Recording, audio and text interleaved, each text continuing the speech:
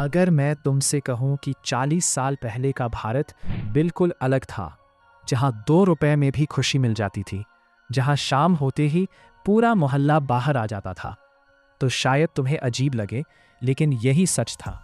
उस समय घर में एक मर्फी रेडियो होता था, जिससे सुबह की खबरें और गाने चलते थे, और वही पूरे घर का एंटरटेनमेंट था। कुछ घरों में बड़ा सा ईसी टीवी होता था, जिसमें सिग्नल लाने के लिए छत पर एंटेना घुमाना पड़ता था, और नीचे से लोग चिल्लाते थे, हाँ बस वही रोक।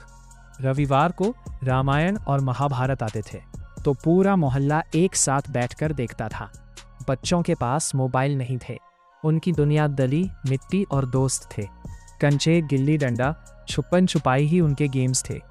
एक पैकेट पार्ले जी 4 लोग मिलकर खाते थे, और गर्मियों में बना रसना किसी ट्रीट से कम नहीं लगता था। उस समय बाजार छोटे होते थे, लेकिन अपनापन ज्यादा होता था।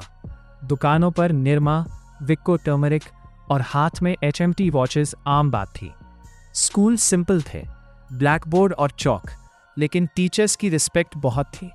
नौकरी का मतलब था एक स्टेबल जिंदगी, खासकर सरकारी नौकरी मिल जाए तो लोग खुश हो जाते थे।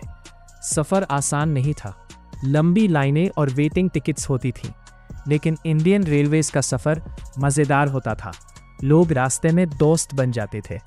त्योहार जैसे दिवाली और होली पूरे दिन से मनाए जाते थे। उस समय लोगों के पास चीज़ें कम थीं, लेकिन सुकून, रिश्ते और वक्त ज़्यादा था, और शायद यही सबसे बड़ी बात थी। घर के अंदर भी जिंदगी बहुत अलग थी। लैंडलाइन फ़ोन बहुत कम घरों में होता था, और अगर किसी के घर होता था तो पूरा मोहल्ला वहीं कॉल करने आता था। चिट्ठियाँ लिखी जाती थीं और उनका इंतज़ार दिनों तक किया जाता था। शाम को लोग छत पर या आंगन में बैठकर बातें करते थे, बुजुर्ग कहानियाँ सुनाते थे और बच्चे ध्यान से सुनते थे। ना कोई जल्दी थी, ना कोई कंपैरिजन, बस अपनी छोटी सी दुनिया में सब खुश थे।